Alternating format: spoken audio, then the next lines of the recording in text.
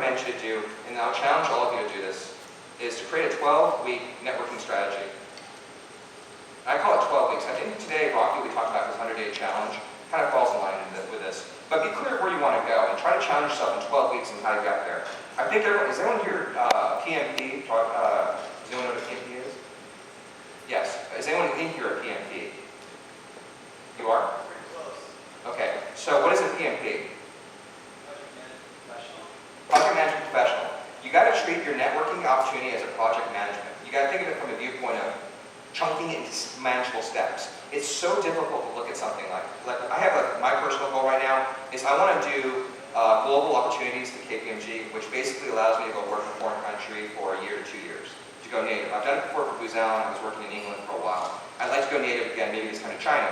But it's not something that I can wake up tomorrow morning and say, I'm going global. I'm going to go to China. It takes a little bit of time. It means I have to network with the Chinese partners to make sure that I can find a fit within their agency. So I created what I call a 12-month plan, because I know it's going to take at least a year. But for networking opportunities right now, I'd argue that you can probably do it in 12 weeks.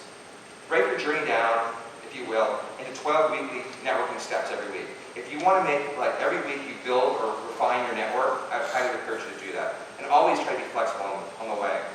Now, is everyone here familiar with a 30-second elevator pitch? Right?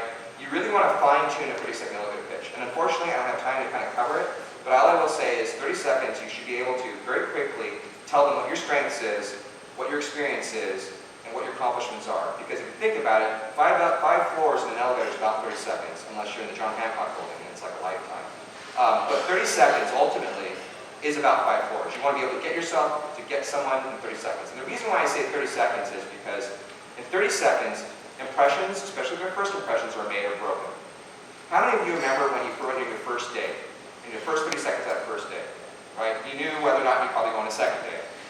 Probably. So keep that in mind. Your first job interview, you've interviewed somebody. Remember what you thought when you did your first interview. You're interviewing somebody. In 30 seconds, the moment they walk through that door, you've decided almost whether you're going to hire them before they've actually started really talking. When they open their mouth, it's either going to put the nail in the coffin or confirm your suspicions. So keep that in mind. And then the other thing you also have to think about for your thing is, for your 30-second pitch is, remember what the people are thinking of. When they're interviewing you or talking to you, they're thinking of, what can you do for me?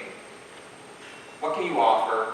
And what is your value add? So you want to be sort of answering that in your 30-second pitch. You don't want to be talking about how great you are, per se. You want to definitely talk about how great you are, but then also how you can help them. So that's always a good thing. And the one last thing I want to leave you on, before I kind of skip off into the sunset, is to how to evaluate your network and prioritize. It's very important to look at your network on a constant basis.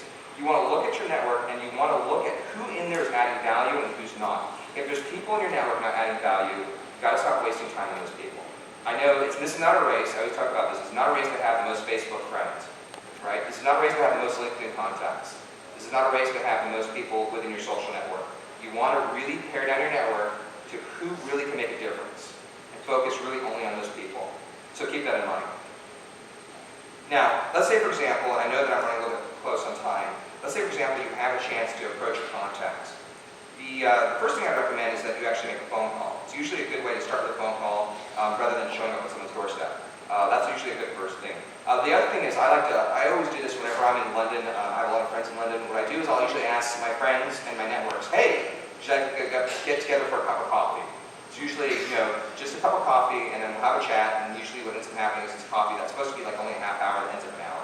So coffee's always a good thing. They don't drink coffee, they can drink tea. But the point is that it's always good to kind of get out there and meet them face to face. And the key thing you want to make sure is that you're not milking them for a job, or you're not milking them for, it's more of a get to know you. I want to get to know you, and hopefully, if it's a brand new contact, you have an introduction in place. But ultimately, it's to actually get an actual interview. And if it's your first year, you want your first year to make that, maybe that recommendation that you should talk to this person. They're really good and they'll help your network. And when you're setting up your meeting, make very clear what your actual intention for the meeting is. For example, if you want to know about their industry or their company, it's always a good thing to say, I have a few questions about your company. I was just kind of wondering if I get an insider's view about it. I'll be honest, how many people...